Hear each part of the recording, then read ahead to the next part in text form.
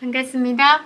여의도 24시 박희석 기자님과 함께하는 총선 총력 분석 시간입니다.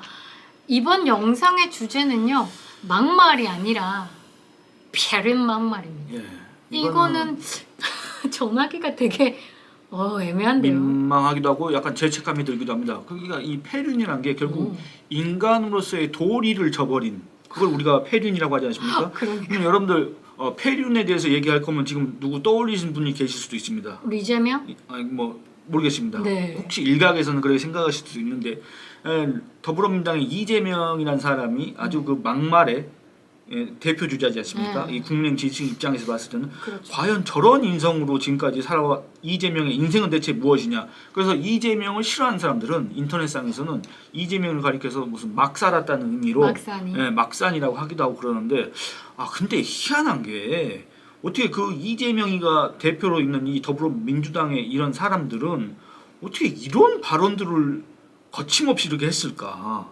그게 그러니까 제가 그냥 판단해 봤을 때, 그러니까 조금 더 도덕적 우위에 있는 분들이, 우파분들이 조금 이제 사회생활이라든지 뭐 이런 단체 생활 안에서 이제 진짜 일을 하는 사람들이 많잖아요. 그래서 보수를 땀 흘려 일하는 집단이라고 이야기를 하잖아요.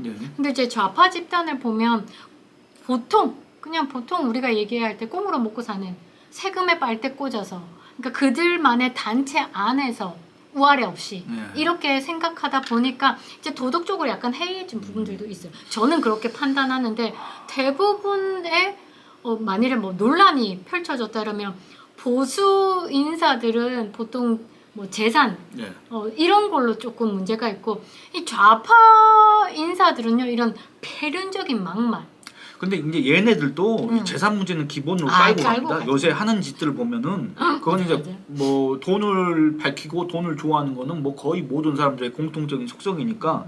근데 이제 그거를 법을 어기거나 그러면 안 되는 거 아니겠습니까? 근데 그거는 이제 뭐 불법이지 않는 한은 뭐 그렇게 비판할 소지가 있느냐 이렇게 또 이견을 제시하실 수도 있는데, 그게 아니라 저는 이런 폐륜적 발언들이 있지 않습니까? 이런 막말들이 자기들이 아까 도덕적 우위라고 말씀하셨는데, 자기들이 이런 일반 국민들보다 도덕적으로 우위에 있다는 이런 아주 잘못된 착각을 하고 있기 때문에 선민의식도 갇혀 있고 막 자기네들이 이런 얘기를 해도 전혀 문제가 되지 않을 것이다, 이런 생각을 하고 있는 것 같습니다. 지금 저는 가장 충격적이었던 게 이 더불어민주당의 이 사람이 아마 수원 지역에 나온 수원 지역에 나온 후보인데 김준혁이라고 있습니다. 뭐 하는 사람인가 찾아봤더니 이제 중대 사학과를 나와서 한신대에서 부교수인가 했다고 합니다. 그리고 수원시에서 이런 화성 연구를 하고 뭐 학예 연구사로 있었고 그렇다고 합니다. 근데 이 사람이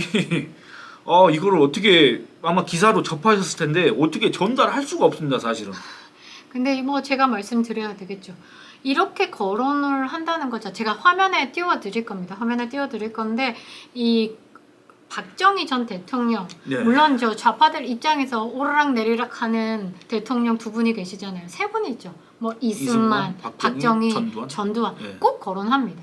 근데 이게 우파 입장에서 봤을 때는 나라의 기틀을 세우고 산업화를 만들고 그 다음에 갑자기 대한민국에 또 부흥을 일으킨 대통령이라고 보시면 되는데, 아무튼 이들의 좌파 진영의 사람들이 잘 거론하는 그 대통령을 이름을 거론하면서 위안부와 위안부 일제시대를 또 갔다 오는 거죠. 반일 감정 부추기면서 섹스도 가능하다.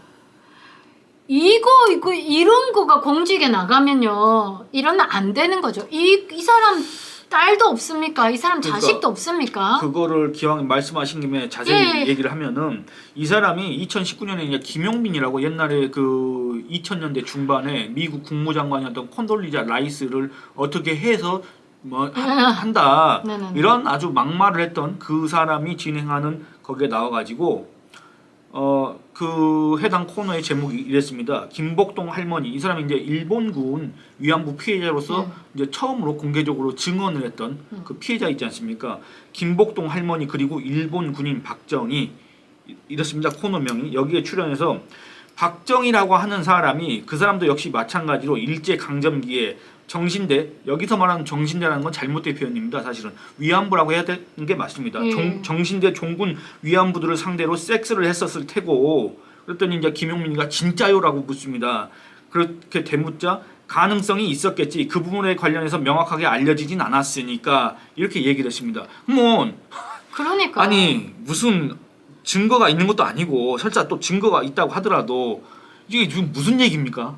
이게 옛날에 저는 이걸 보면서 떠올랐던 게 2004년쯤인가 네. 그 미스코리아 92년도 미스코리아 미인가 이승현 씨 이승현 씨. 연예인 예. 이 사람이 이제 뭐 일본군 위안부 피해자 할머니들의 뭔 한을 위로해 주겠다고 뭐 화보를 찍었는데 그 약간 그건 약간 누드 화보 비슷한 저는 그게 떠올랐습니다. 아니 일본군 위안부를 위로하겠다고 하면서 그런 거를 찍는 거나 그러니까. 그다음에 뭐라고? 아니 더불어민주당에서 그렇게 일본군 위안부 피해자들을 위해서 뭘 했다는 식으로 선전하고 자랑했지 않습니까? 그런데 이 사람이 이때 당시에 더불어민주당 당적을 갖고 있었는지는 모르겠지만 어떻게 나와가지고 대한민국의 전직 대통령이 일본군으로 있을 때 일본군 위안부 그때 당시에 일본군 위안부로 있었던 이 조선인 이런 얘기를 할 수가 있습니까? 그러니까요. 그냥 이런 사람들 자체가 공직을 탐한다는 것 자체가 될 수가 없는 말인데 이번에 또 어떤 식의 논란 발언을 했냐면요.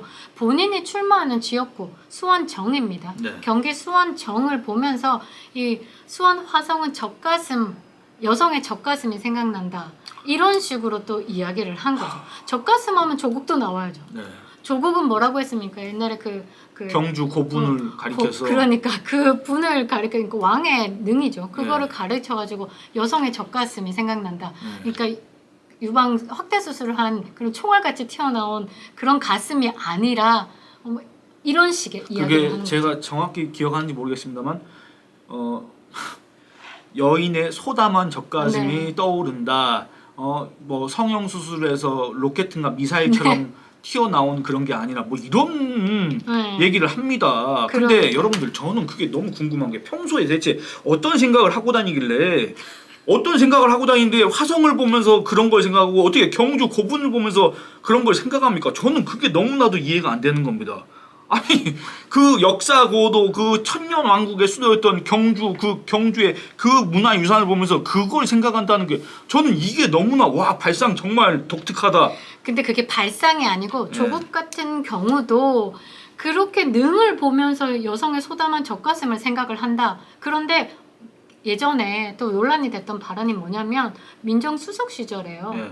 그 이제 그러니까 고등학생 청소년들의 성생활을 그거 인정을 어느 정도 해야 되기 때문에 그 뭐 성폭행 합의하에 성관계 미성년자와 합의하에 성관계를 가진 것도 뭐 이거는 조금 법률 지금 우리가 법에서 제한하고 있는 부분에서 예외적인 상황으로 봐야 된다.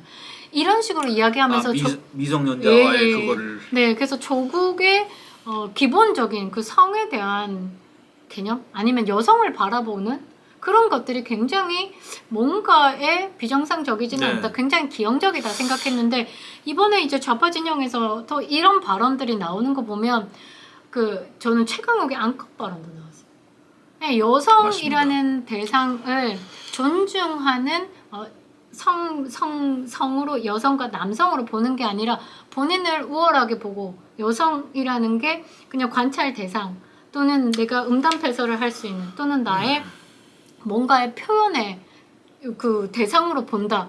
이런 것들이 생각나면서 최강욱도 스쳐가고 그러니까 뭐 아주 많습니다. 아주 많아서 제 이게 뇌 용량의 한계가 오는데 뭐냐면 또 이제 저는 이게 말씀하신 동안에 떠오르는 사람이 누구냐면 박원순입니다. 박원순.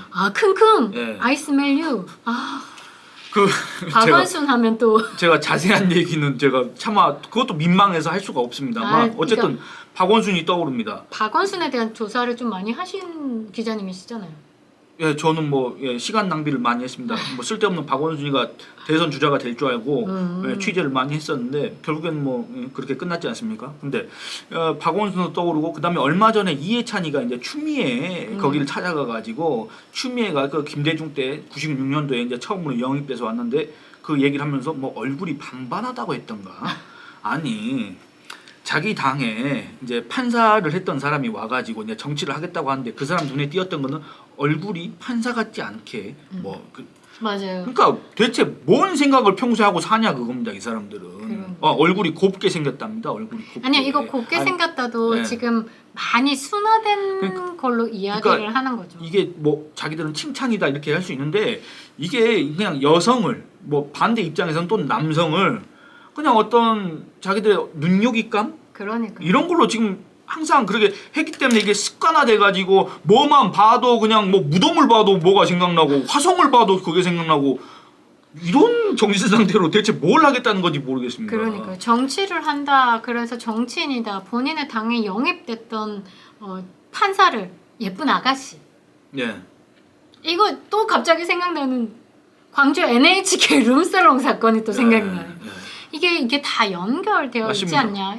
그냥 좌파들의 DNA 자체가 여성이라는 그 우리가 아는 그 여성을 한 인간의 남성 여성으로 보는 게 아니라 그냥 이제 뭔가의 대상으로 보는 거죠. 쉽게 말 풀어낼 대상, 생각을 풀어낼 대상. 네.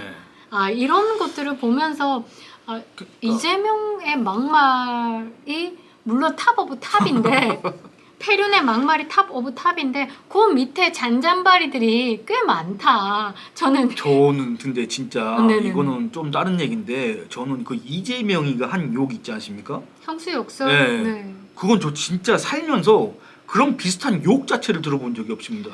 제가 뭐 군대에도 갔다 오고 제가 뭐 이렇습니다. 제가 남자 중학교, 남자 고등학교, 그다음에 대학도 거의 남자가 전부인 학교, 그다음에 군대도 갔다 왔는데 그렇게 남자들끼리 있는 동안에도 저는 그런 욕을 들어본 적이 없습니다.